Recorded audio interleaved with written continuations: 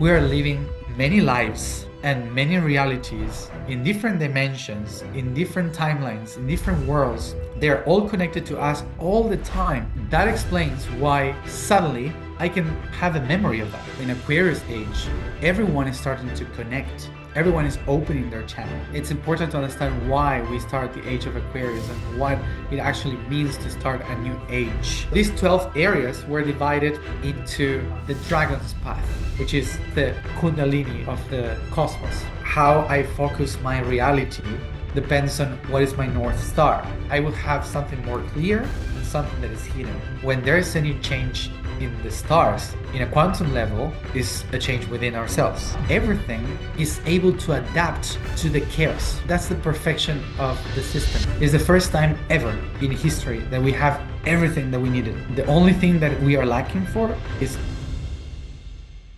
in the 50s that people started to talk about the Age of Aquarius, and suddenly it's like a common thing saying we are entering or the Age of Aquarius is starting or stuff like that.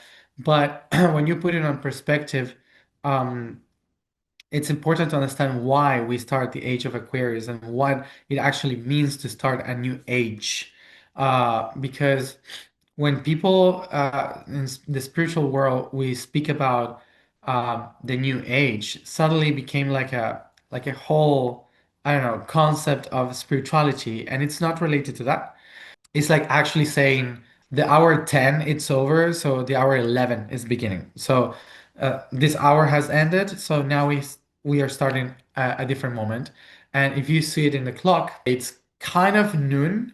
So the morning is over and the afternoon is starting. Okay. So in your mind, you kind of have the idea of the difference between morning and the afternoon, even if actually in real time that doesn't actually happen. Like it's not real. It's just a position of Earth in relationship with the sun that gives you a different angle of light that we started to split in portions of light. And portions of light, we call it day. So the daylight divided in lights, which is hour. Hour is it's another way of saying light in ancient language. So this is the light between this moment and this moment, the light between this moment and this moment. So we start to split kind of the hours of the day. And now we kind of have this. Before we didn't have hours, we had moments. So that's why we call it morning, afternoon, evening, night. So we have it divided according to food moments mainly. So we had it organized this way. But then we start to use hours also to explain that. So when we say it's 12 or it's 1 or it's 2, for us it's like normal to say that. In the ancient times it was not normal. It was like weird to say that, but now we have it normalized. Having that in mind, now you can understand also another period, which is a day, a week, a month, okay, and then a year. So you complete another important cycle in 365 almost days. So the whole turn around the sun. So we have normalized that. But the bigger cycles, we stopped normalizing them. In the ancient times was more normal to say, okay, we have a century, but then we have also a millennia, okay? But then we have an age. So we don't speak about the age. We stop talking about ages and we speak about millennia. But what is an age? It's a group, it's a conglomerate of time that represents a cycle in which the North Pole it's pointing at a specific constellation. The North Pole is not just a physical thing, okay? It's like the Earth is like kind of spinning in this way, okay? So if you have the North Pole spinning in a circle, you will see that the North Pole is moving, pointing to different stars in the north. So we have now today we have like this conception that Polaris is the northern star. But the reason why Polaris is the northern star is because for the last 2000 years or 1,500 years, the North Pole has been pointing to Polaris or close to Polaris. So that's why we call it the North Star. But if we go 12,000 years ago, it was not Polaris. It was another one in the Cygnus constellation. So that means that in a huge period of time, the North Pole, the North Star changes. And that cycle represents 1 degree every 72 years. So every 72 years, the North Pole of the planet, like the whole planet, moves its north 1 degree. 1 degree. So to make the whole 360 degrees of the circle, well, you need like a lot of time. So it's very big. It's a complete cycle is almost 26,000 years to be accomplished. So for all this process, uh, the ancient ones divided that cycle in 12 areas in the sky that the Earth would be pointing every 2,500 years. Okay, so 2,500 years approximately. It's not exact, but uh, a cycle or an age or an eon, an era, it's ending and beginning a new one. So it's like a clock. Okay, it's a clock, but in a bigger picture. Okay, so these 12 areas were divided into the dragon's path, something called like that. So what is the dragon's path? Is a snake that goes all around the world that unifies different animals and potentials. Okay, so that snake is actually the Milky Way. When you go to and you see the night sky, you can see the snake crossing the sky, which is the Milky Way. Okay, so that's the Kundalini of the cosmos. So you have this snake. So this snake will activate a different animal in every age. So these different animals is what we call a constellation of the zodiac. So what is a zodiac? Literally in Greek means a circle of animals. Okay, so zoo, diaco. So it's like a circle of animals. So this snake has 12 animals. In the ancient times, it was like this. Then we put people also. But 12 animals that creates a mythological creature that we call the dragon. Okay, so that's why the dragon has wings, has lion hair, or fish scales. So it's basically like the fish scales of the dragon is actually Pisces. The water of the dragon is Aquarius, and so on. So so you have all these animals creating the dragon. Okay, so what the ancient times would say was every 2,500 years we will activate a potential of that dragon. So every civilization, every animal, every plant, every the development of our culture will be aligned with that potential of that animal.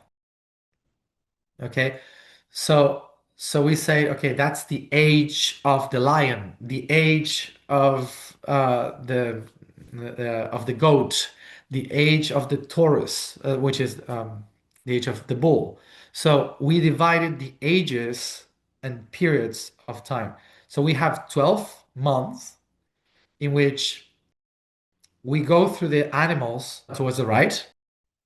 We go from Aries to Taurus to Gemini to Cancer in this position in 1 year because the Earth spins like this. So as it spins around the sun, it goes through 12 months in front of those constellations. But the north of the planet, the axis of the planet, is not moving in the same direction. It's moving backwards. So that's why we go from the age of Pisces to Aquarius, and from Aquarius to Capricorn, and from Capricorn. So we go backwards in ages because the degrees of the North Pole are moving in the opposite side that the Earth is moving around the sun. So very fast spinning around the sun. We have 12 constellations, one for each month. Month means moon. So every moon. So every a month ends when the full moon is over. So that's when actually the month is over. Then we try to organize the calendar in different ways. So we created what we have today, which is a mess, uh, which is not aligned with the months. It's actually aligned with other things. So all those cycles align with the constellations going in these directions towards around the sun as the planet is spinning into the opposite direction with the North Pole, very slow, 1 degree every 72 years. So that means that an age, like pointing to one constellation, it takes around 2,500 years. Uh, so when we say the hour of Pisces is over and the hour of Aquarius is beginning, we have to think about a process of 200 or 300 years, which is not like one day that it changes. It's like a whole process that takes like 300 years from one age to go to the other. It's like the minute of an hour, of a big hour. Just the transition itself. Yeah, exactly. It's the transition. So right now we are in the process of transition between Pisces age and the new age of Aquarius. So what the ancients did was to kind of try to this was a psychological work. When people think about astrology, one of the mistakes that I think we do is that we think that the stars are conditioning us every day and what we are. Actually, it's not directly like this. In a quantum level, of course, we are all connected. So, of course, it determines. But actually, let's relate it with something which is more relatable to our daily life. Let's say that when you go to work, you will always go through a bakery to go there. So it's very early in the morning, and you feel the smell of the the bread, like, oh, it's so good.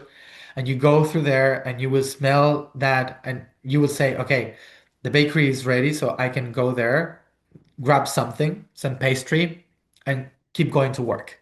So you create that idea. But one day, the bakery closes. It's not there anymore. But you do the same path to work. Every time that you go through that corner, your brain will create the smell. Okay? So you will create that smell of that and you will remember the bakery.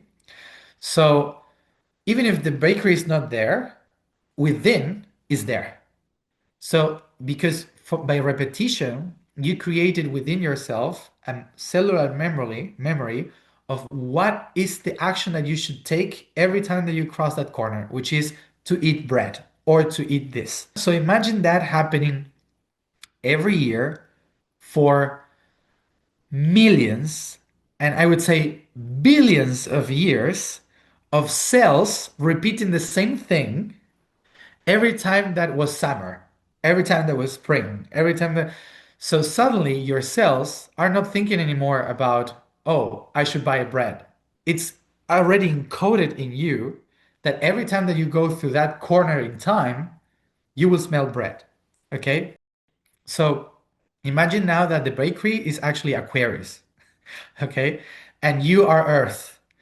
So you are going to work and you are moving through time, and suddenly you're crossing the corner and suddenly you start to smell the the bread. So the bakery is not anymore there, but somehow a few millions of years ago it was a bakery. Okay, so now all your cells going in front of that bakery starts to feel, oh, I have to buy some croissant. That's how actually stars are affecting us. That's how we actually are affected by astrology because of our position and the actions that we repeated constantly. that for millions of years it became something that you repeat constantly. So if we do that in a year, if in 1 year you can create, I think you need actually 40 days of repetition to create a habit. Okay, so if you repeat 40 days something, it becomes a habit in your life. So imagine repeating that for millions of years. Okay, so it's basically you. So that's how if I say I'm a Leo, it's like, yeah, you are a Leo because you have been repeating this cycle to understand what being under the Leo constellation means. So now you can be that. So that's the context to understand why an age can affect civilizations, can affect our memory, cellular memory, can affect our way of thinking, our way of doing, our way of discovering, to make new questions, to start to looking for something. We are looking for the croissant, basically. Inspired souls, lumen beings, I wanted to take a moment to thank all of you that are subscribed to this podcast. Everything you see around here is powered and empowered by your subscription to the channel. Thank you so much for your incredible love and support and being part of this community. To all of you that haven't yet subscribed, please do take a moment. Hit the subscribe button, hit the bell notification icon. Episodes like this coming out twice a week to support your path, championing love, positivity, and wisdom around the planet together. And if you want to dive even deeper into the Inspired Evolution community, because community is such deep medicine at this time, we created a space online at inspiredevolution.com/circle for you to be able to join. We connect weekly over Zoom calls, and every month we bring on guests such as Matias for you to be able to ask your questions directly of the guests. So you can join us at inspiredevolution.com/circle and dive in even deeper into the medicine of community together there as well. And we're currently gathering our first 100 founding members. There's already about 35 people in there now. So join us as we deepen the roots of this community here now. inspiredevolution.com/circle. Back to Matias in today's episode. I love poetically how the shape of a croissant matches that of a moon as well. It's perfect metaphor. It's there's quite a few things in there to unpack. I mean, even as you said, our North Star, as you said, starts to change. I mean, in the Vedic culture, when we're looking at astrology, they call it Jyotish. And I find that really fascinating because Jyot literally means light and Ish means to study.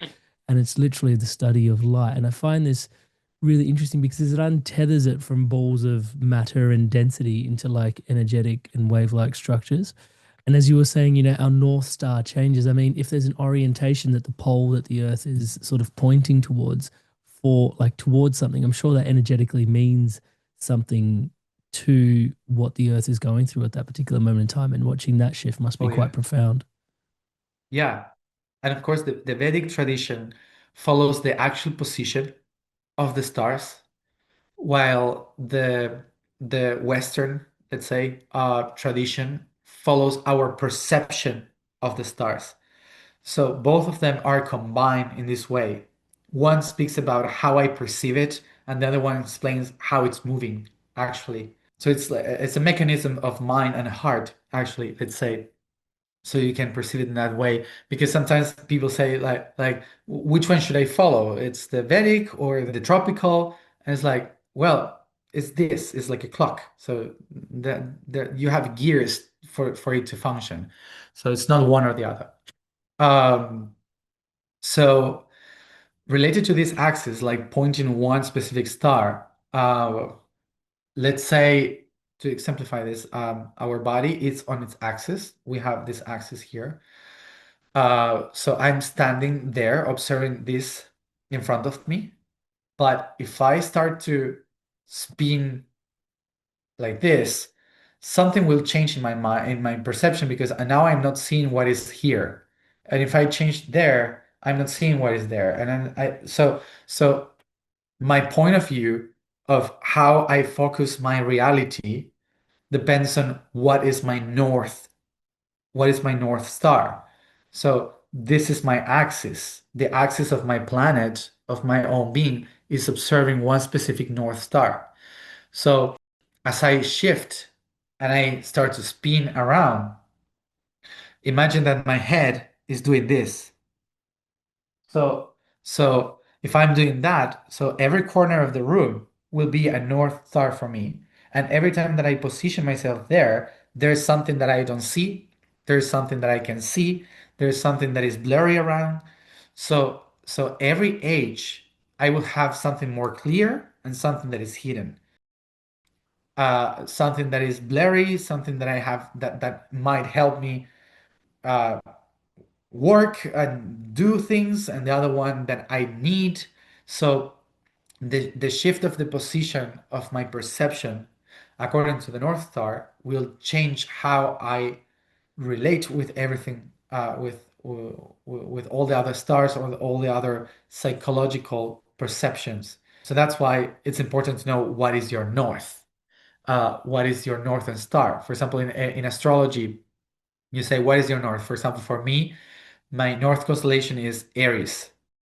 So, okay, what is for me Aries? So it's the thing that I have to pay attention to. What is the sentence of Aries? Is the beginner, the initiatic, is the I am itself. So my North Star is you have to initiate.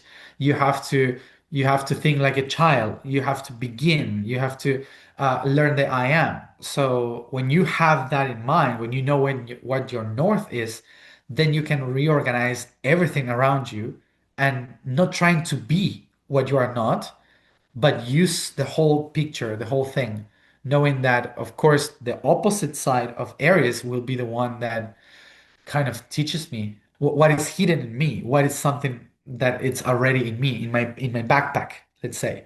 So for Aries is Libra. So in the other side, I have Libra telling me this is what you have come here to do.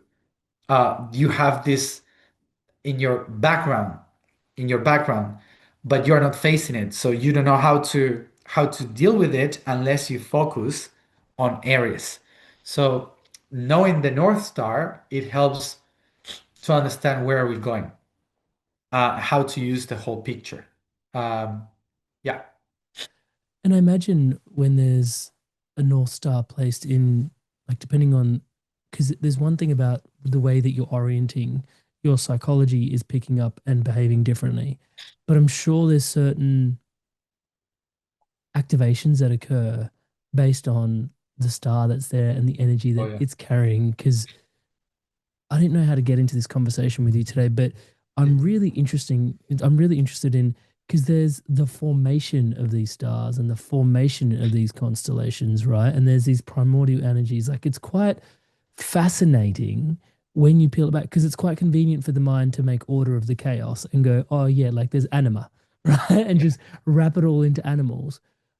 But behind that sense making, there's actually these primordial energies, there's galactic stardust, and like these energies have coalesced and they're having significant impact on us in terms of telling us where we've been, telling us where we're going. Like, I lose my track even just kind of going, how did this all come together? Like, it just blows my mind. It's amazing. Uh, um, So if we go deeper into that, we would understand that every star, the functioning of every star is nitrogen, helium, oxygen, and basically is what we are. So we are nitrogen, helium, like phosphorus, oxygen, carbon. It's all the main structures that every star creates, like iron. We are all that. So when there's any change in the stars, in a quantum level, is a change within ourselves. So beyond the constellations, beyond beyond the reality that we perceive and we see, we are all made of the same. So to think that the stars are far away, it's very weird to think that, because it's not like the stars are there and they affect us and we are humans and those are stars. So get rid of all the actual thing that you perceive as reality, and you will understand that your chemical reaction is the same chemical that is in the stars. So we are basically the same. The only thing that happens is that we are organized in a different way. So in the same way as I was organized as a human being. Stars can be organized as galaxies or as constellations. So let's say that I have a star in the tip of my finger, but I have a star also in my ear. I have a star also in my foot. So that is a constellation, and maybe these stars are not related to each other, and they function in a different way. Maybe one is part of the kidney, and the other one is part of the heart. And you would say, well, they are not related somehow, but even though they are part of a complex system, that even if they are spread in different positions in this in the body of the universe, they are part of the same organism. So think about that when you see yourself. When you see a constellation and you say, well, they're just stars that are floating in the middle of the space, very far away, so they are not related to any constellation. So now get very tiny and think about how a neuron thinks about a cell in your foot. It's like it's very far away. It doesn't have a relationship with me. I have no idea. So it's a completely different system. Uh, so actually, when we see things like so narrowly, we cannot understand that we are actually part of a living huge being, an amazing huge being that is divided in different organs. So those organs is what we call constellations. And those stars are very far away one from another, but it doesn't mean that they are not connected to one another as a organ in this living being. And so whatever happening to those huge organs, it's also reflected to what is happening to our inner organs because the chemical is the same. And when you go into the quantum reality, every proton is the same proton. That blows everyone's mind because it makes no sense. Literally, literally, makes no sense. Like every proton of every atom in the universe, uh, in terms of mass, can be summarized in the same amount of one proton. It's like it makes no sense. So actually, whatever happens in the outside of the universe can be happening to you within. The only reason why we are not affected by it is because we perceive ourselves separate.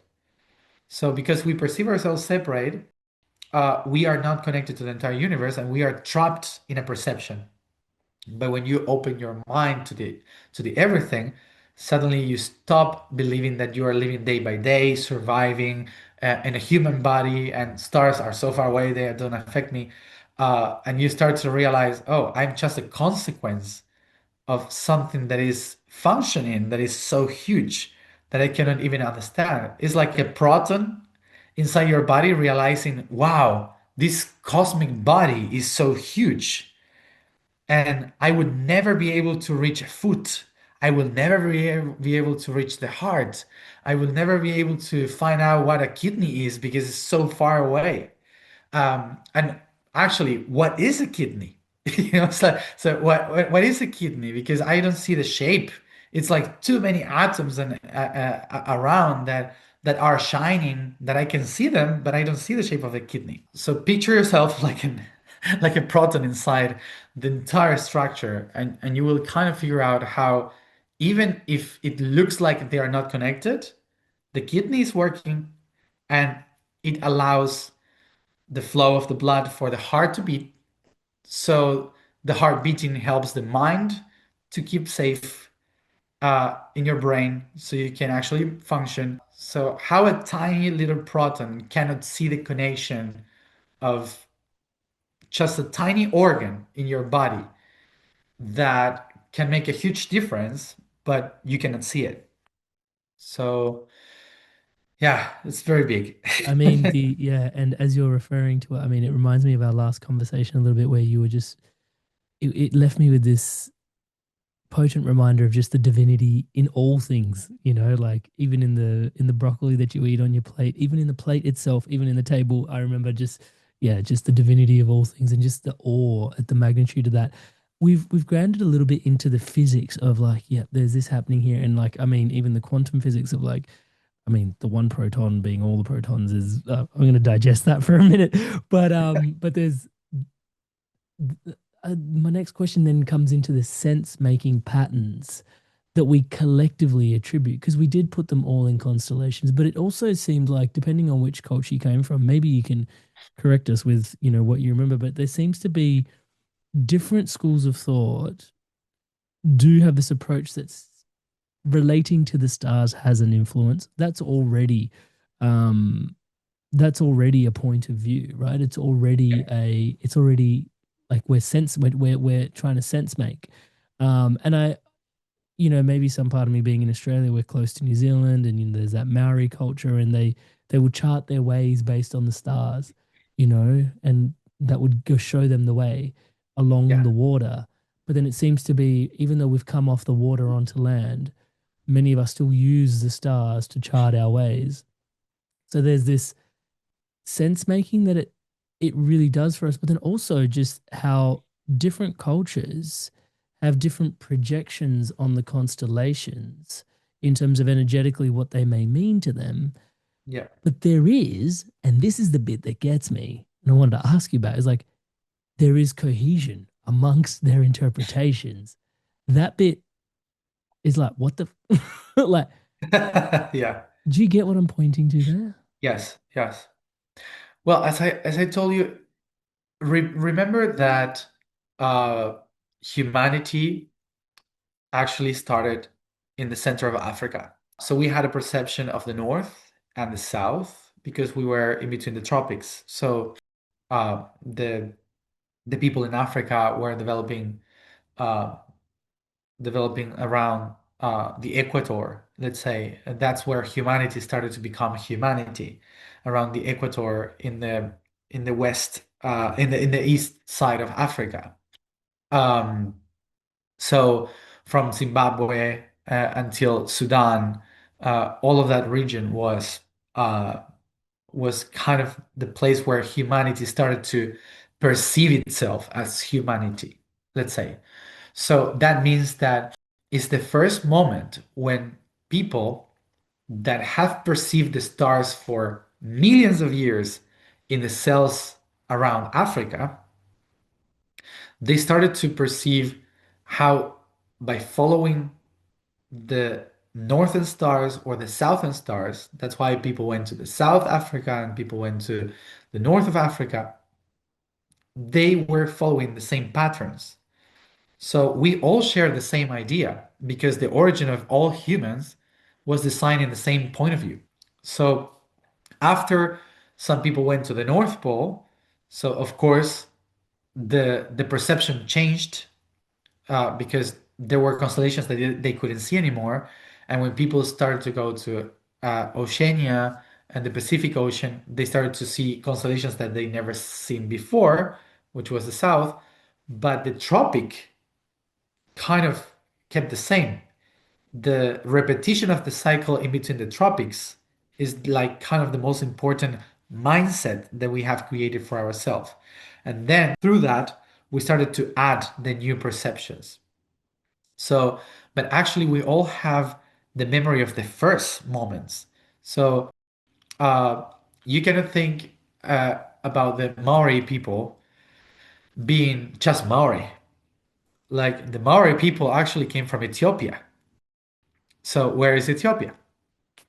It's right in that position of the planet uh, um, where humanity started to spread. So when you think about people living in Patagonia or in Australia, their cells are not from there. Their cells are from that region of Africa.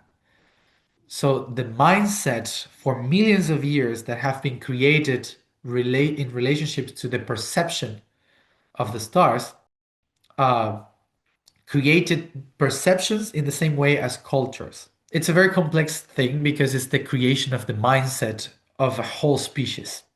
So, so how do you put together all this? So we have we have at least three factors. One is my perception of the skies. The other one is my perception of the territory. And the other one is my perception of those who walk with me through the territory and the stars. So picture that. So every human that started to walk needed to understand the territory where they were moving in relationship with those stars that were fixed or moving around themselves so they could have like kind of a map. Okay, there are stars that are moving very fast, there are stars that move slower, and there are stars that barely move. So in the territory that I don't know where I'm going, I have to fix my mind in the stars that are not moving. So I kind of follow the path of where I'm going without getting lost. Because if I follow the stars that are moving around, because they move too fast around the equator, so I have no idea where to position myself. But if I follow the stars that are not moving, so I will be always kind of related to where I'm going. So what is my actual position? So that created a whole map in our mind on how to move through a space that we don't know with a sky that we know. Because it doesn't matter where you are, kind of the skies have this structure. Moving very fast through the tropics and slower above the tropics or below the tropics, and then almost stationary closer to the poles. So because of that, you can kind of design your path through Earth. Now you have another thing. I can follow the stars and maybe it's telling me it's all good, you can keep going, but suddenly the territory becomes snow. And I've never been in snow before. So I have to adapt to the territory. I have to adapt to the mountains or to the rainforest. And that's what creates also the what do I eat? What do I harvest in this territory? What do I hunt? That's the origin of the word culture. A culture means to cultivate. What is a culture? A culture is born when you start to harvest things from the soil and you create that as the way of who you are. So I am eating constantly corn, so I am the corn cultivator, which means that my culture is related to the corn. That's how you cultivate yourself by acknowledging the territory. So that's how a culture begins. Following the stars, acknowledging the territory. And then, how do you share that with the ones around? How do you share the stars? How do you share how to not to get lost? Well, you have to create an idea that those stars are actually people or animals that are guiding you along the way so you can tell a story that if you tell the story, everyone will understand that when they see the stars, they will say, "Oh, those stars are there, so it means that it's the time to harvest." Because my great grandfather used to tell me, when that star is there, it means that the bull is ready to open the path of the soil. And actually, they were talking about May. They started to describe what was happening in the soil through the stars. So that's how you build a culture, a tradition of repeating something, but then adapting it to the territory. Because if you go through the sea, no corn, so you have to adapt the same story to the fish. And so what we have been doing is just adapting the same story into different territories. And that's how we create different cultures because of the resources that we have around. So that's why they all match. It doesn't matter where you go, the same story is underlying, is in the subconscious of all the stories. And the only thing that you have to do is to put it all back together and going back to to Africa, to where the first storytellers started to explain how to follow the stars. Um, so that's why it doesn't matter where you are in the world, the cultures kind of match in the traditions, even if they created a different culture because the context in the physical reality was different. But so they needed to adapt to the territory, if it's desert, savanna, or whatever. but that's the only thing that actually changed. Inspired souls, living beings, if you're feeling out of alignment or feeling like the life that you're living right now isn't the life of your highest calling, then this is why I offer one-to-one mentoring and coaching. As you can tell, supporting people through spiritual mentorship and entrepreneurship coaching is at the heart of my deepest passions and desires, and everything you see around here at the Inspired Evolution is my calling. And it'd be an incredible gift to support you in finding yours.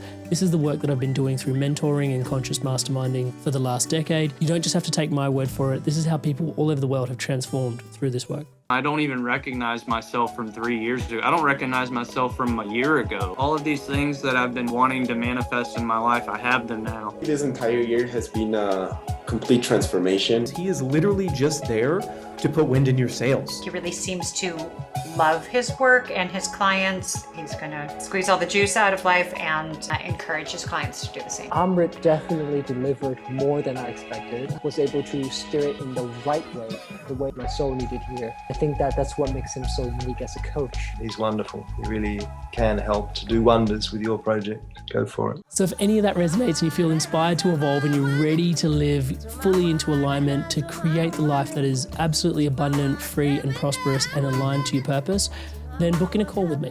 amritsandhu.com/call. That's amritsandhu, amritsandhu.com/call, CALL. I'll put a link in the description below. I'd love to hear from you, support you on your journey further if it's in alignment. I'll see you there. Thank you so much for that. This is going to sound like a sidebar, but it's not. It's related. Because I find it really fascinating contemplating, and the contemplation sounds like it's not related to this conversation, but just bear with me just a sec, which is, let's take something like the medicine Buddha, for example. So they've got the medicine Buddha, it's holding like something in its right hand, something in its left hand, it's seating on a chair, it's seated on something, and many people will be meditating on this medicine Buddha. And part of me, and I don't want to sound too occultish, but part of me then wonders, they're energetically with their mind and thought process connecting in and creating, I don't want to call it like a hologram, but they're creating like a hologram-like structure in the field that is the medicine Buddha by giving it basically like sigil magic, right? By basically projecting onto it. And then in future generations, people will continue to pray and connect in, and then potentially their belief system will unlock healing, or potentially those prayers and those intentions actually exist in a field and they are actually downloading intentions and prayers from a field. So, I mean, that's an easier example for me to give, but then I'm also then bringing that back to the stars. I mean, these stories that we've overlaid on them based on our practical physical experience, like you said, Aries being the initiator, there would have been like people experiencing Aries and, you know, the beginning of the zodiac, and it's got this initiatory propensity. But then also if the street goes both ways now, right? Like we've energized Aries to become the initiator. And then also now we carry the story. And so now we're also commanding ourselves into initiation when Aries shows up. Do you get what I'm pointing to there? Yeah. One thing is to be controlled by the stories, and the other thing is you to become the writer of them. So you start to use the system. For example, it's like saying, "Oh, I am Leo, so I act like this because I'm Leo." You are conditioned by a repetition. So that's what became a habit, but it's actually a pattern. But you can change your consciousness and say, I was born in the month of Leo, so I will use the abilities of Leo so I can live my life. So it's a different way of saying it. It's like, I am not that, but I can use that. Okay? So that's the way of consciousness. That's what Buddha did, for example. It's like, I am not affected by everything. I am everything. So when you change that concept, you start to set yourself free from all the patterns of repetition, from all the things that you have been receiving and doing. That's why setting yourself free is when you get enlightened and you don't care about anything else anymore, because you are not affected by the stars, by others, by emotions, by anything. You're not affected because suddenly when you understood that you are not all of that, that the truth is that you are essence, and all of that are just perceptions that can be tools for you to be used. So that's the going backwards in time. Going backwards in time would mean I have been walking forward, creating patterns by repetition, and now I stand up. Instead of keep moving, I get still. I look backwards. I see everything that I created, and now I will use it in the benefit of the essence, instead of everything using me to keep being part of the repetition. So that's a very interesting point, because when someone gets spiritual, usually the main thought that they have is, uh, I'm gonna be in tune with the universe now, and so I'm letting everything go and so on. But actually, to become spiritual means to turn around and to see all the millions of years of shit, and you have to dig into all of it to understand what are they for, each one of the things. And from not being affected by it, you start to give a purpose to it. Instead of you being the result, you start to use it. So when you said, not to sound like culty, like the word cult is cultivate. Okay, it's also culture. So the reason why people use cults, it was to create repetitions of systems so you don't get lost, like a cross, for example, or a symbol in a religion. Do a ceremony. Those things get stuck in your mind, so you repeat them. Like for example, I don't know, people praying. There's a lot of people, like most of the people in the world have no idea what Jesus, Buddha, or anyone, or Muhammad did or said. They just repeat things that they never said. They just repeat symbols that have no relationship. Like for example, the message of Christ is never this. It was not this, for example. He never did that because he was a Jewish. So uh, so everyone, when everyone is praying culty to Christ, they're just remembering his death, not his life and his work of life. They're just in pain. Like that was a structure that was created after that becomes culty.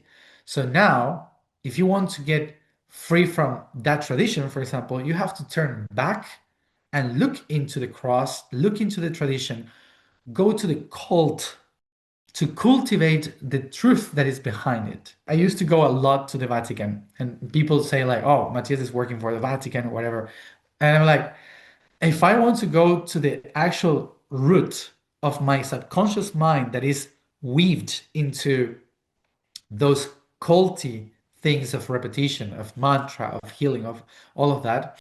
So I have to know how to use it, because the same poison that created me is the medicine if I know how to use it correctly.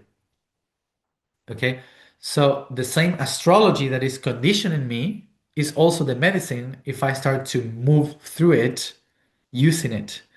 So every tradition, culture, spell, everything that you use could be poison or medicine according to your consciousness and how you use it. So I think that what you were saying about these repetitions of, like, I don't know, like the Buddha, like the mantras and everything, a lot of people know that there's truth behind it, but they repeat it as a pattern. And even if you're a Buddhist, and but you pray every day following what Buddha did exactly, so you are trapped in a pattern. You're not becoming a true Buddhist, because Buddha actually said, follow that, follow your own path of repetition until you set yourself free from the whole pattern. But if you repeat the pattern that he found out as a way, so you're just repeating the pattern of him, you're not finding the same way he did. So So that's one of the traps of the of the system on, okay, Jesus did that, so let's follow exactly what Jesus did. Okay, Buddha did this, so exactly what Buddha did. So and that's why people repeat patterns and get trapped in a poison of something that actually is medicine.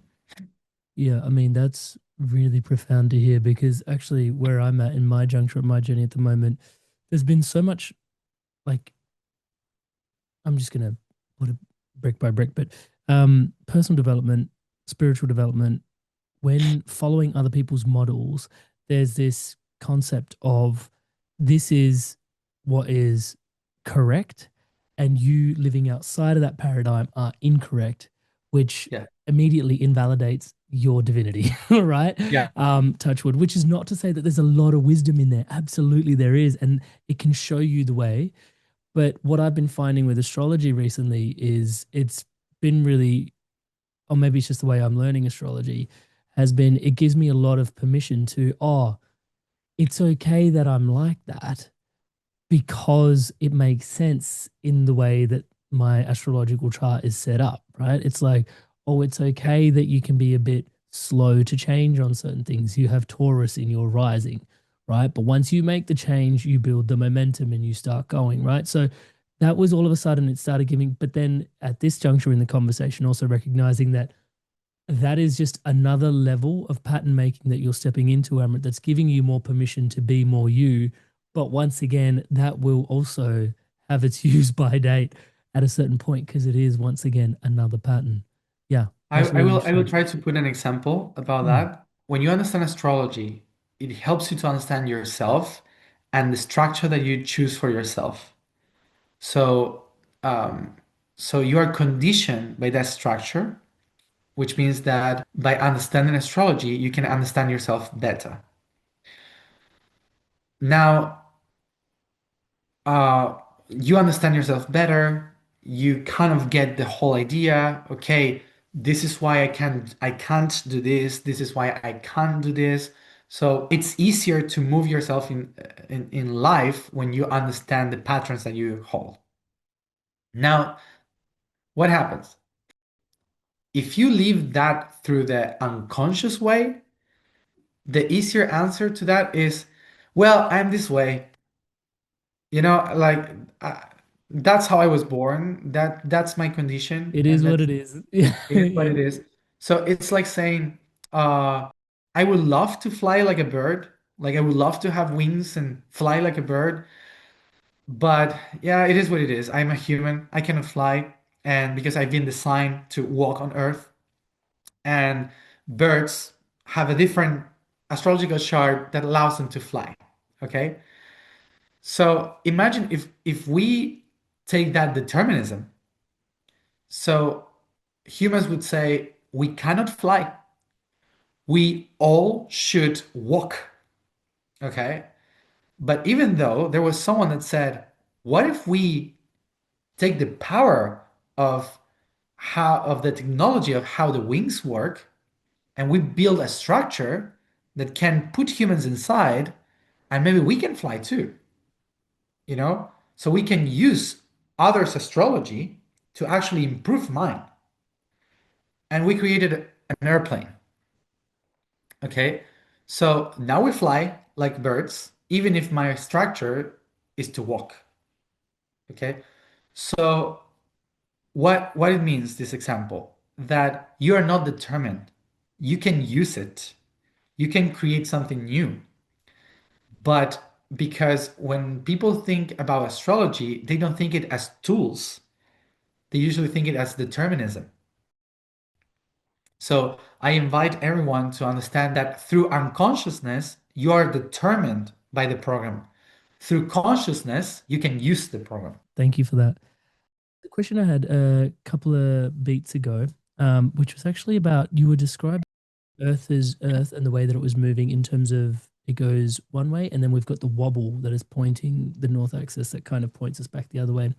I mean, don't really want to get into conspiracy land because some people say that the wobble was artificially placed there, but I mean, this wobble does seem to sort of, is it natural as a process that happens? And, in terms of the geometry of a moving sphere and this sort of, your awareness around the wobble? Because some people do say that, yeah, like the wobble's artificial or the wobble, I mean, it probably is just completely normal, but it has a lot of consequences, that the fact that the earth isn't just straight up and down and just spinning, it actually has this degree of shift that it goes through.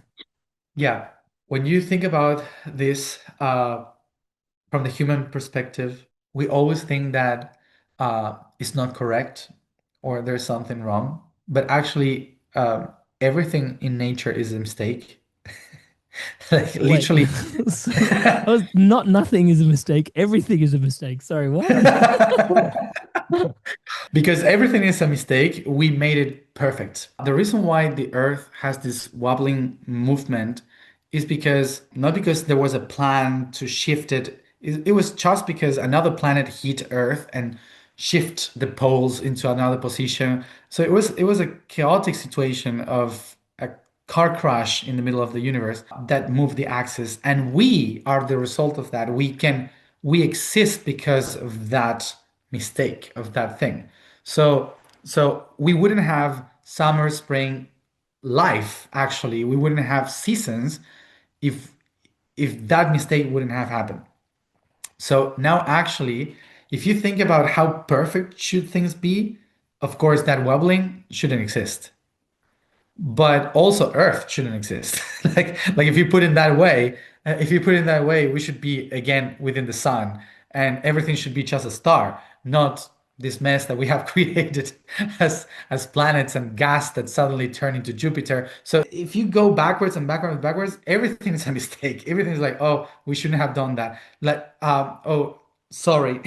So everything is like that. Like even ourselves, the reason why we exist is because of virus. It's not because of life. Like it's a dead body that reproduced itself that created the evolution that we are today. So that's why we cannot live without virus. So it's all a mistake. Like everything is like, oh, sorry, oh shit, oh sorry. So the wobbling movement of Earth, it's also because huge things collapsed with Earth and moved the axis.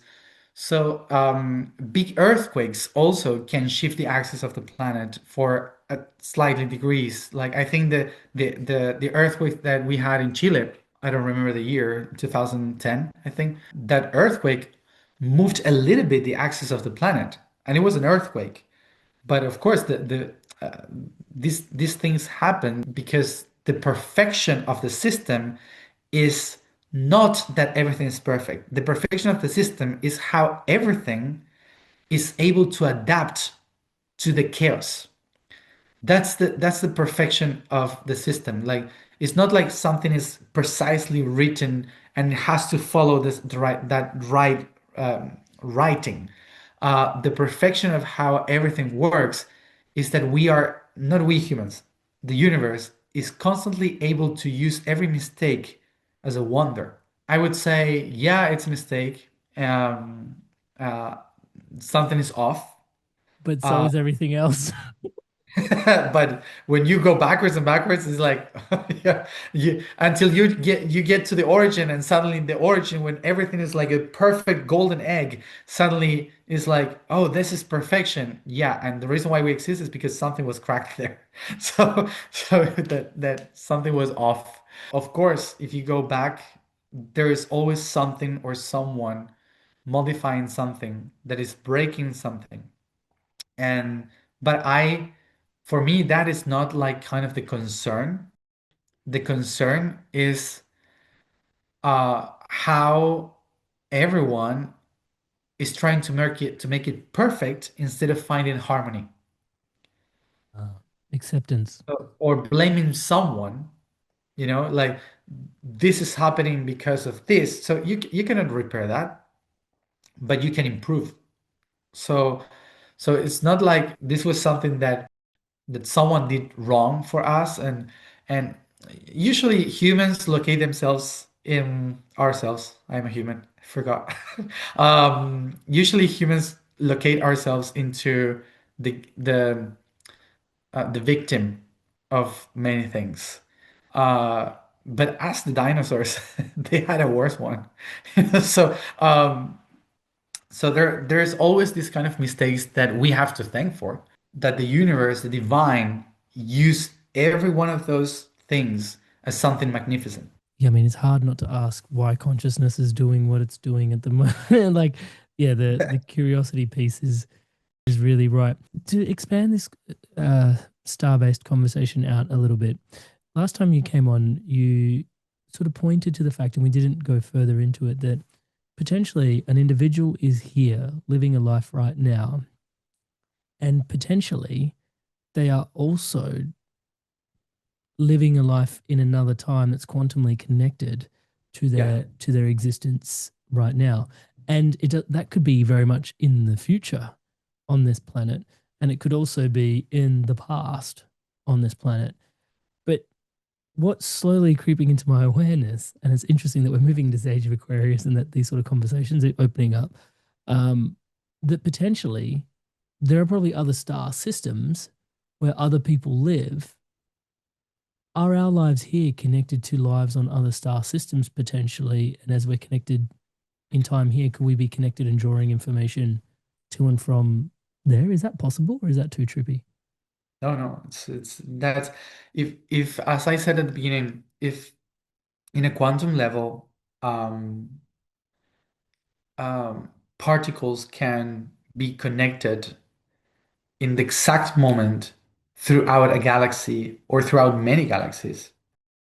That's something that science has proven. We in the ancient times, of course, people call that the spirit. So we call it different ways, of course. Like in Christianity, they said the Father, the Son, and the Holy Ghost. And it's like, what does it mean? Like they are the three the same, and then the three are also Jesus, but Jesus is not God, but because calls him that, but actually God is Jesus. So it's like, what is this? So that's quantum mechanics. Basically, uh, that's trying to understand Christianism is like trying to understand quantum mechanics. Um, or even worse, the Indian tradition. Imagine how fascinating all the different gods and the Kali Yugas, and so it's like so complex and so difficult to get, that it's actually quantic. Basically, throughout the entire universe, every particle has like this connection with another particle, which means that in terms of photons or in terms of protons or electrons or muons or quarks, uh, um, all of those particles, they have their twin somewhere in another place, and they can multiply themselves by many or also disappear from actually the structure of the universe. So it's something that we don't even think about because it's too complex. I don't know how to explain it. Even science don't know how to explain it. Like they're like, yeah, we know that this is happening, and sometimes scientists, they try to make themselves like, I know what I'm talking about. But I found amazing, for example, when I went to CERN in Geneva, and they are all like explaining how the function of the tapestry of the universe works and everything, but actually under the whole thing says we are studying time, but we still have no idea what it is. So it's like, okay, perfect. So that was clear. Great. So when we try to explain these things, I'm trying to use words that are out there in the spiritual world, in the technological world, in the science world, but it's impossible actually to put to explain it in only one specific way. That's why I'm using many examples. So if in science is proven that you have this interconnectivity that they know, no one knows how that happens, and the actual answer is because there's no time and space, there's only here and now. For the universe, there's only here and now, which means that all the timelines and all the spaces are here and now. Uh, so that explains why myself can be connected with another aspect of myself billions of years in the future or the past in another solar system.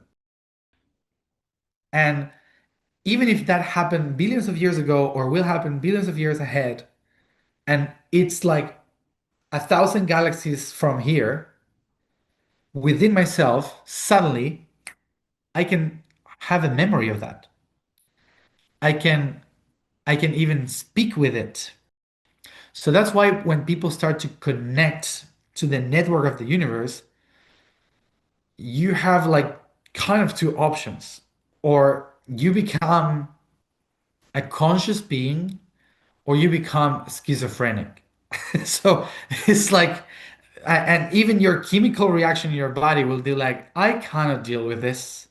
Like I'm breaking apart. So it destroys the way you perceive reality. So then you cannot relate with this reality anymore. That's why it's so difficult for a lot of people in spiritual awakening to then have a good relationship with life. And usually people that live in this reality say, oh, these people are getting crazy, or they're into drugs, or they're like in a culty or whatever, because suddenly it's so much that it's so difficult to make sense, because you're accessing different timelines and different spaces, and they are all here and now. And that's what makes you, if you don't know how to administrate that in your energy, to find your north star, to put all of that information together in order, organizing your structure here and now, so you get lost, you poof, you get crazy. Because uh actually I like the in Spanish, to get crazy, it's loco, loco. And loco is another word for location. So when someone is crazy or loco, when you are not in your place, when you don't know where to be, so I think it's very important to understand that we are living many lives and many realities in different dimensions, in different timelines, in different worlds. They're all connected to us all the time. They're talking to us, or we are talking to them all the time, which means doesn't mean that we can hear them, or we can, or they can hear us.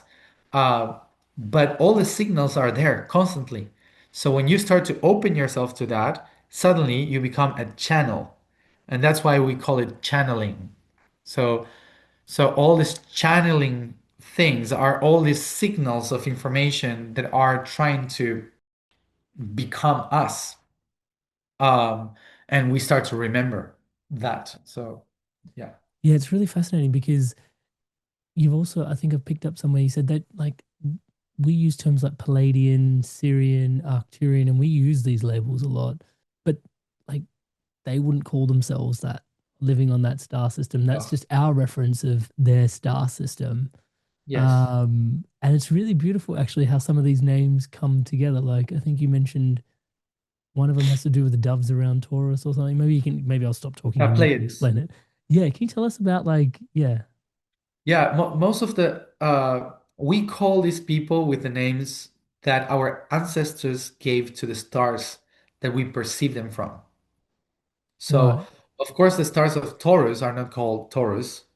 Uh, every star has its own name. I mean, no one calls Earth Earth. In other words, let's say. So they will call Earth in a different way for sure. Like I remember a name that we used to call Earth, and was Angilusaha. It's a long name to refer to this world. Angilusaha. It's like packages of data, of information that shapes the idea of what this world is. Um, so we call it like that.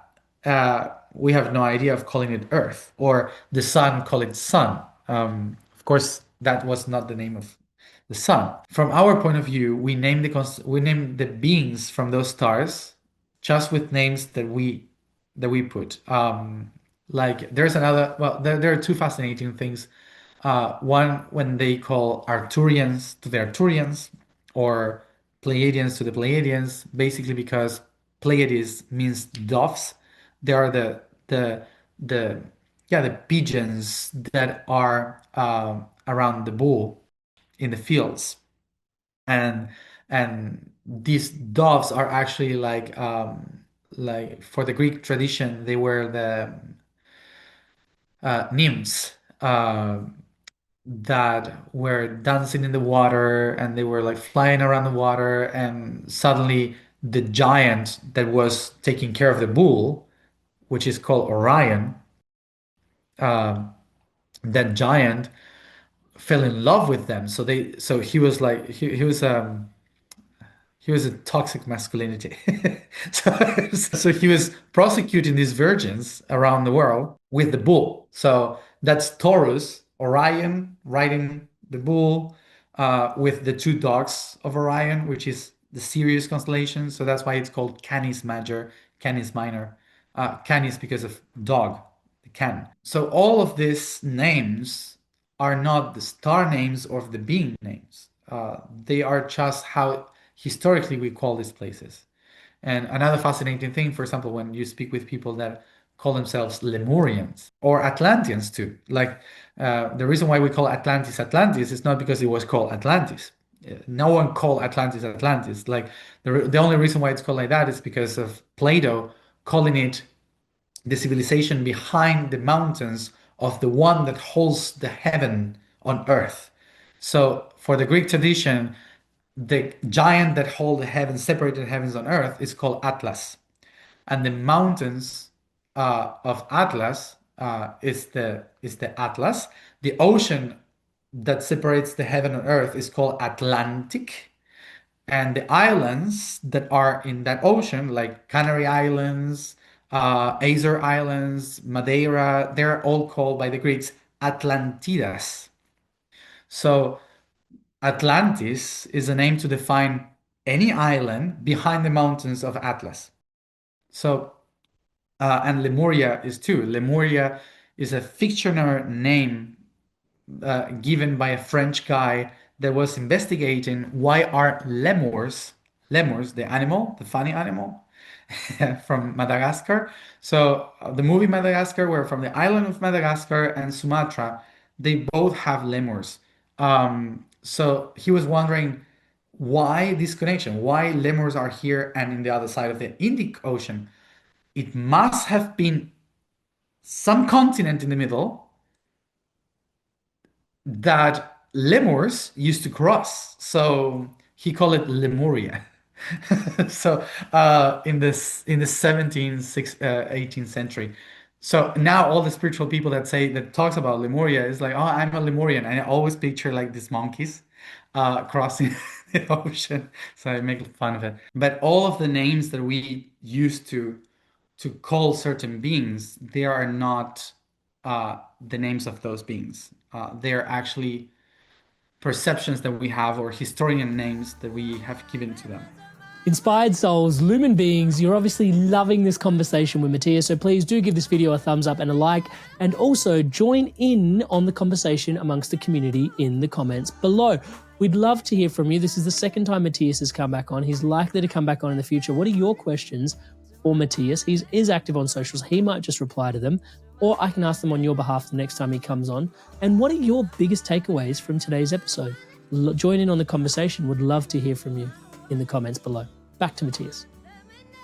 Wow, that's very illuminating. It reminds me of actually, because in India we've got the Indus River, and there was a Silk Road that people would travel from Istanbul to New Delhi, and everybody on this side of the river, like the Vedic system, like India was just a region, and they didn't call themselves, the religion wasn't called Hindus. They didn't identify as Hindus, but everybody on that side of the Indus River from the Anglo accent was Hindus, Hindus, Hindus, and they just became the Hindus.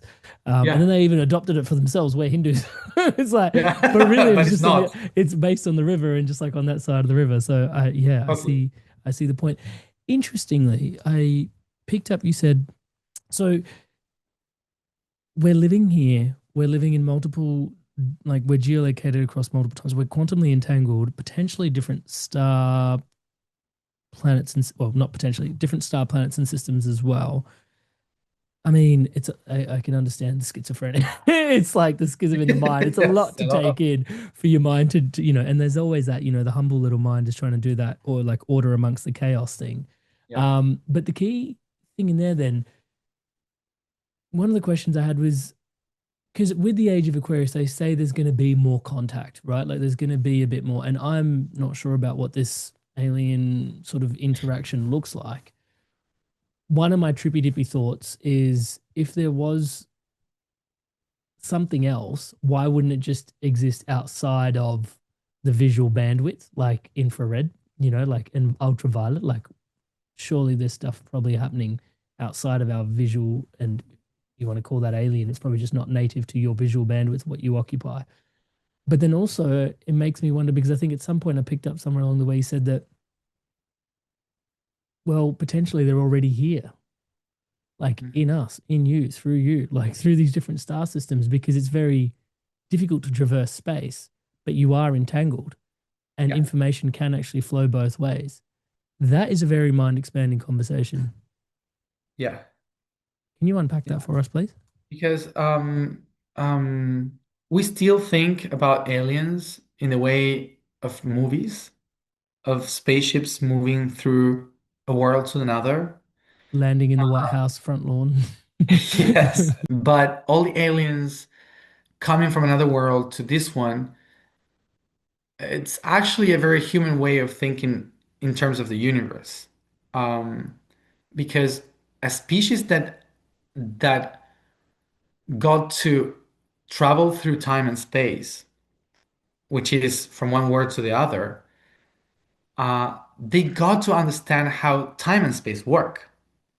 And when you understand how time and space work, you're not wasting energy to move from one point to the other. You will waste energy in trying to be in the other. So, uh, so basically, to download yourself through the quantum level and not just moving through.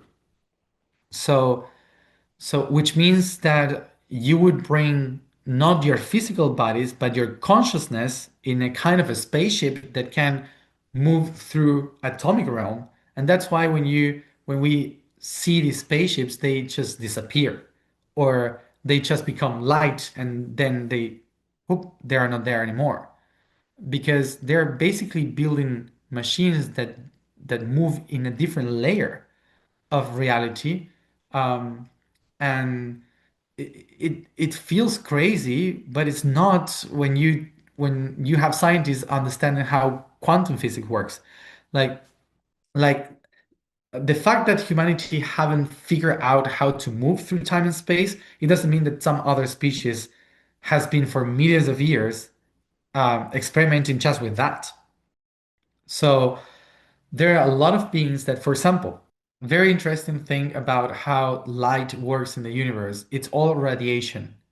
So we are here on this planet surviving because of all the layers of helium, of oxygen, of what is the other one? Ozone, that is all like tons of it upon us, that all the radiation just gets away from the planet, it reflects.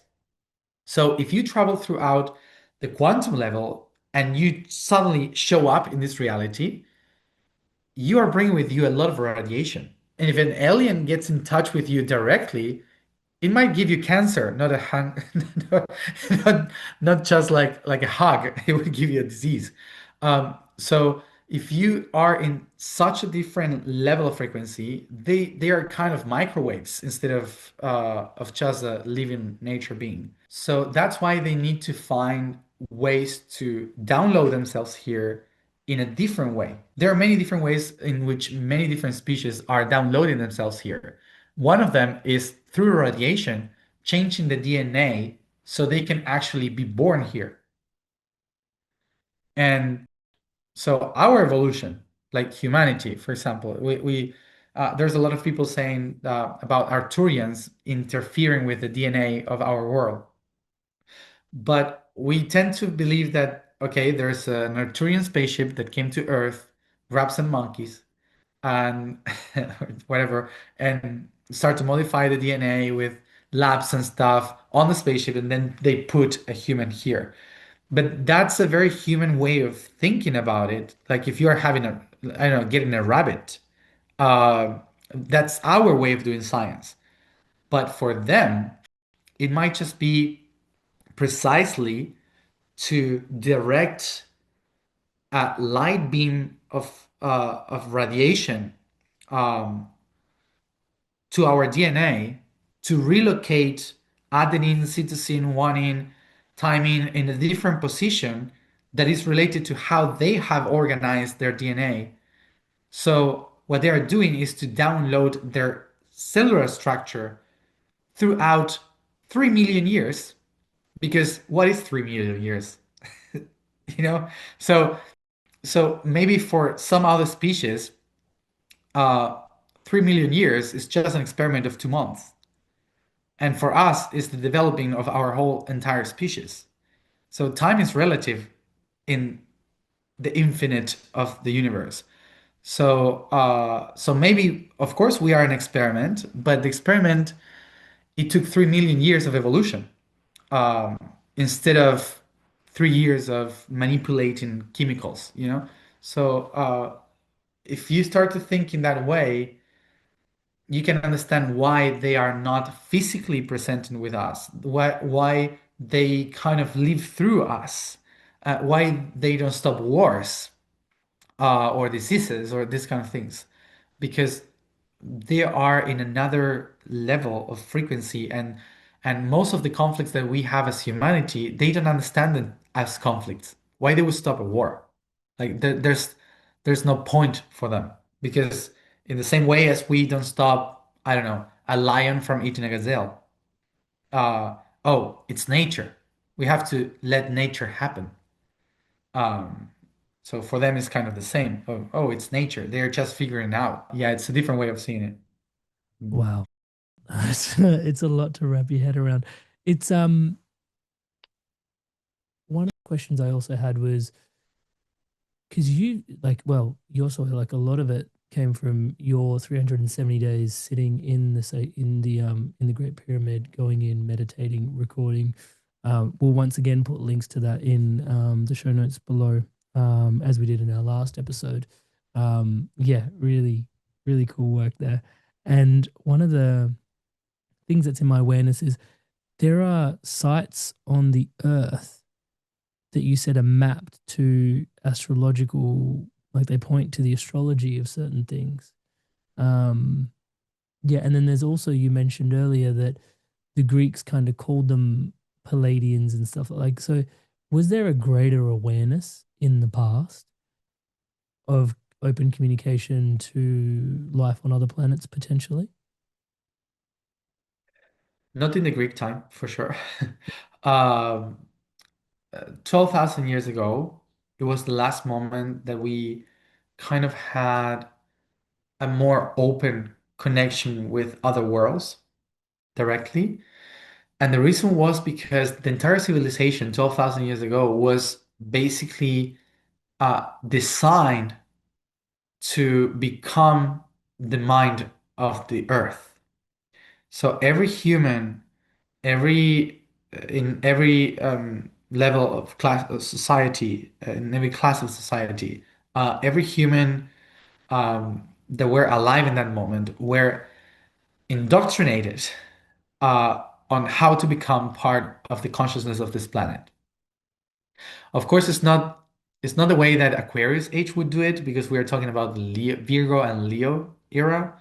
So Virgo and Leo era is like you do it this way, you follow these rules, and if you don't do it, you're out of the system. So that would be like kind of Virgo and Leo era. Pisces, Aquarius era is going to be completely different. It's like do it if you feel so. I'm going to do my way, you do your way.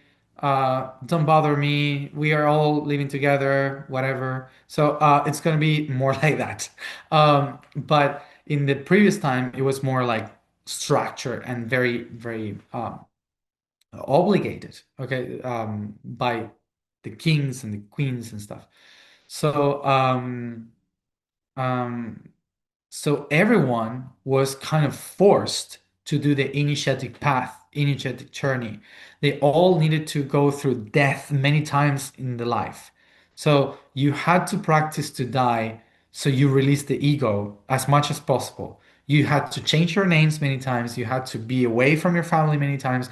So it was like breaking all the patterns so you can have a clear mind uh, of a conscious understanding. So you had to learn how to speak with animals, how to speak with trees, how to speak with tones.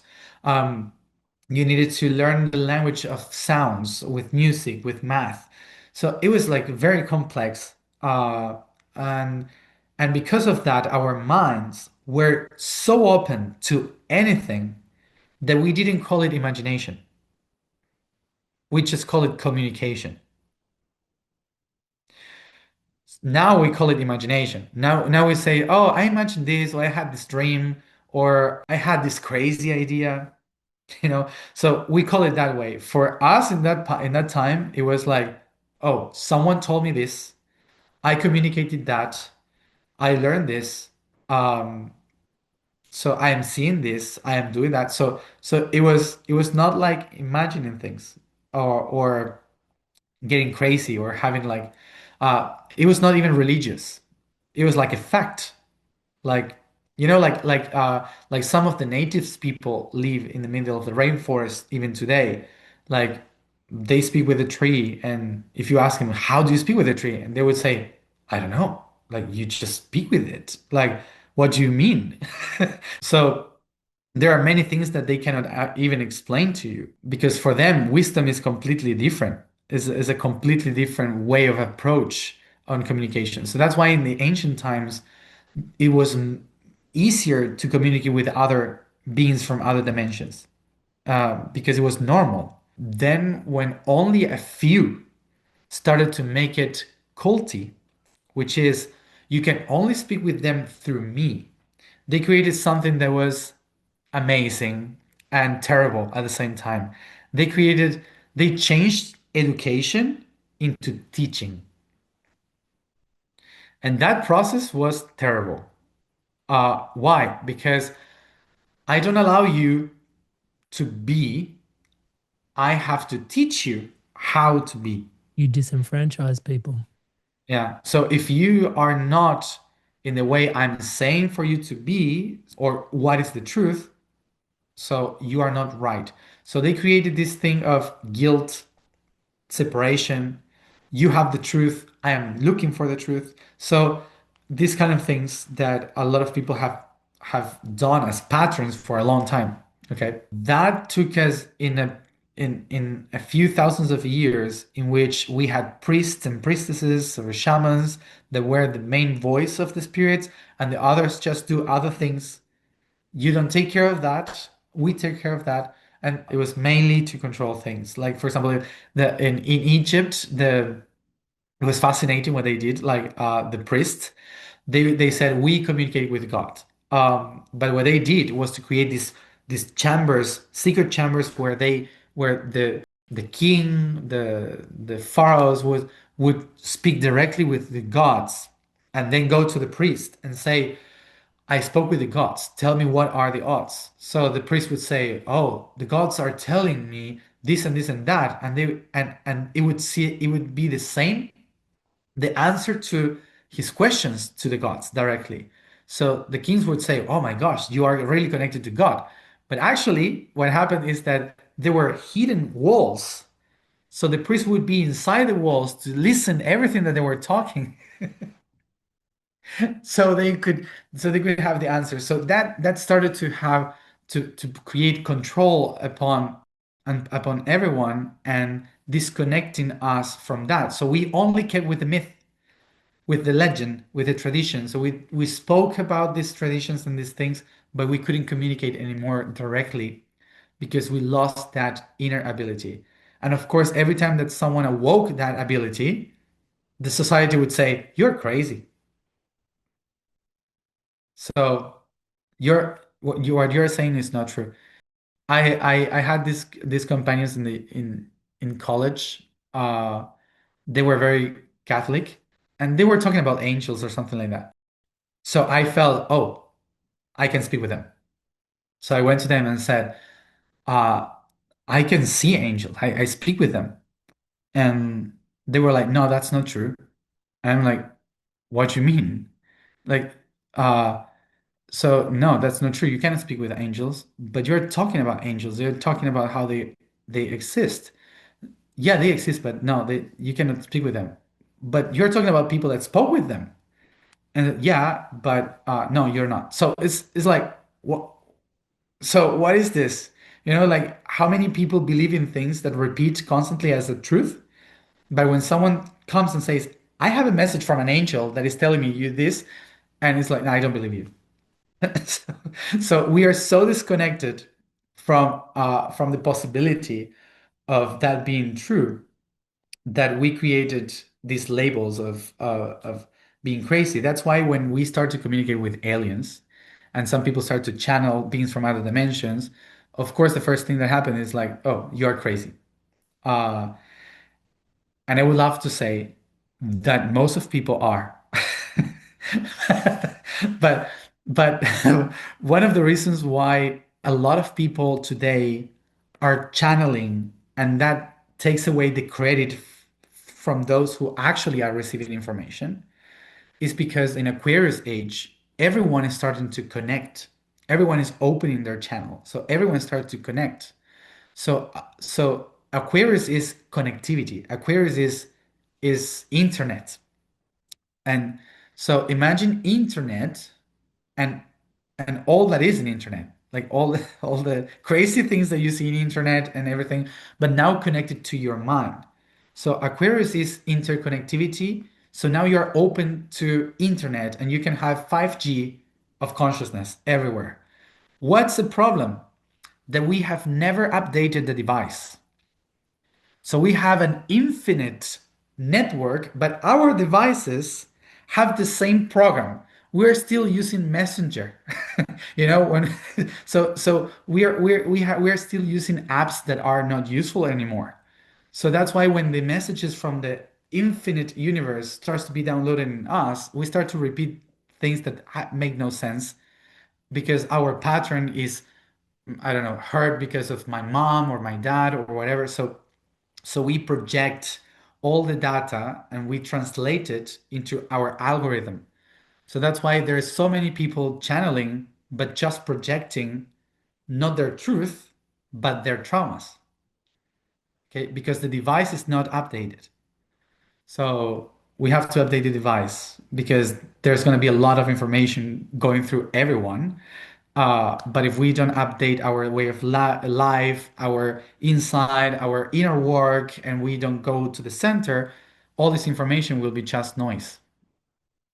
Does Yeah. that come back to what you mentioned in your last episode? I think it was food, and then there was a second piece. Sorry for forgetting. And then the third one was Food, laughter.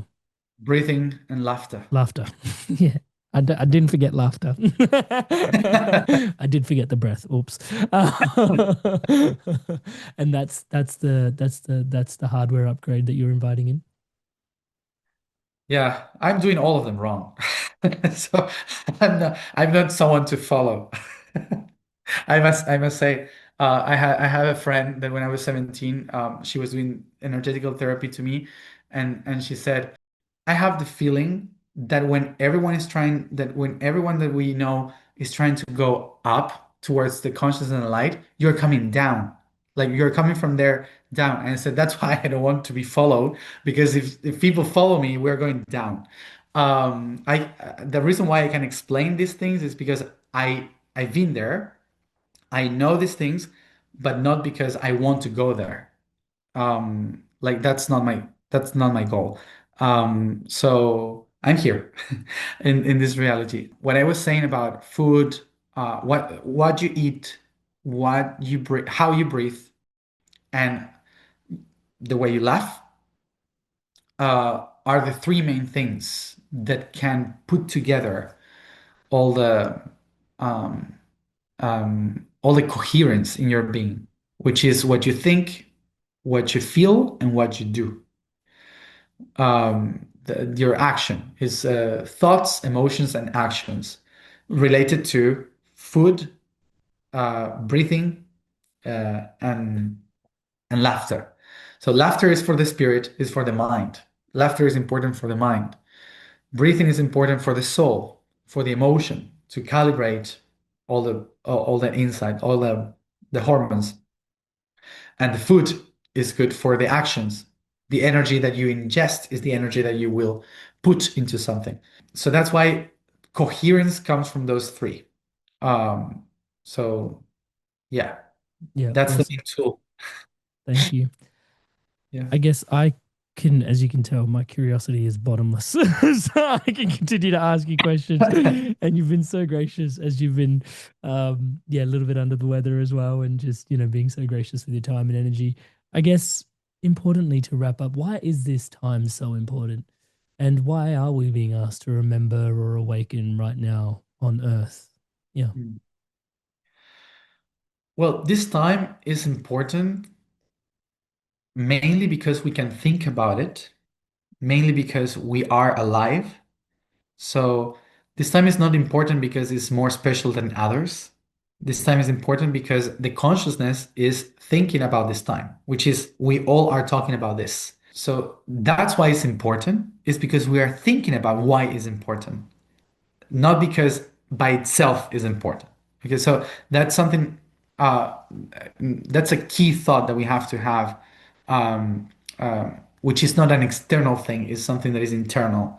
I give the importance to this time. And also, so many people are wondering today in the world, what am I doing? Where is this going? So it's never been before a whole network of billions of human beings connected with technology, asking the same questions. Why are we here? Why am I doing this in my life? Where are we heading as humanity? How do we have to transform reality? So all these kind of questions that have many layers. Some people is like, I want to quit my job, or some others is, I want to change the technology in the entire planet. So I don't know. So there are different layers, but everyone is thinking about, what is this for?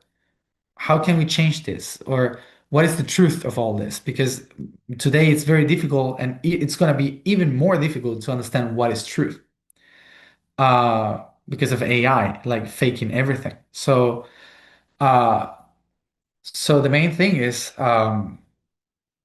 that this time is important because we know we are here, because we are thinking of it.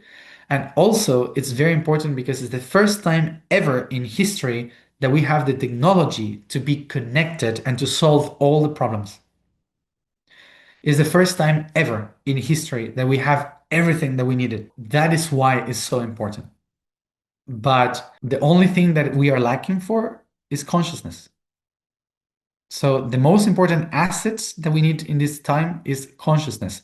The rest, we have it all. Like people starving, we have the solution. People in a war, we have the solution. Like all the solutions are there. The only thing is that we are still in an inner war. That's the main problem. So we are still in our inner holy war constantly. So that's why we cannot actually use everything for everyone, um, to be in balance. Matthias. Oh, brother. Thank you so much, as always, for your generosity, your spirit. It is always just such a pleasure. And obviously, thank you for your time, your energy, connecting here today in with us. And also for me, yeah, I mean, I like to say this is your life's work, but when you're here, this is lifetimes upon lifetimes upon lifetimes. And I guess it's sort of with the interconnectedness of it all and just the way you carry yourself feels like this is our work. So, I mean, I'm just so grateful for you, man. Grateful for you. Grateful. Thank you for your time and energy here today, but thank you for you, bro. Really appreciate you. Thank you so much for doing this. Thank you for helping spread the message. Inspired souls, lumen beings, you've made it through to the end of another incredible episode. It is such an honor to be your brother walking this path by your side. You've obviously watched this episode all the way through to the end, so please don't forget to give the video a thumbs up and a like. And also, I wanted to take the moment once again to thank all of you that are subscribed to this podcast. Every single one of you is championing the love, the positivity, the wisdom that is this movement and this community, championing the work we're doing around the planet together. Thank you so much for your incredible love and support. And to all of you that haven't yet joined the community, please do hit the subscribe button, hit that bell notification icon. Episodes like this come out twice a week. Thank you so much in advance for your incredible love and support. And a friendly reminder, if you want to go in even deeper, we've created a community space online where we can chat to each other. Weekly, we connect over Zoom. And we also have guests like Matias coming on once a month to answer your questions directly. It's like an audience guest Q&A. So it'd be awesome to have you join the community, inspiredevolution.com/circle. You can join us there, inspiredevolution.com/circle. I'll put a link in the show notes below. Now, in order to keep your inspirations evolving onwards, upwards, and inwards even further, on screen now, we've got Matias's previous episode on the Inspired Evolution. If you haven't yet caught that, definitely worth watching because it talks about all of his past lives and all of his future lives and also the 9-dimensional reality that we occupy that he's traversed through all of his lifetimes. An incredible watch, if I can say so myself. See you there.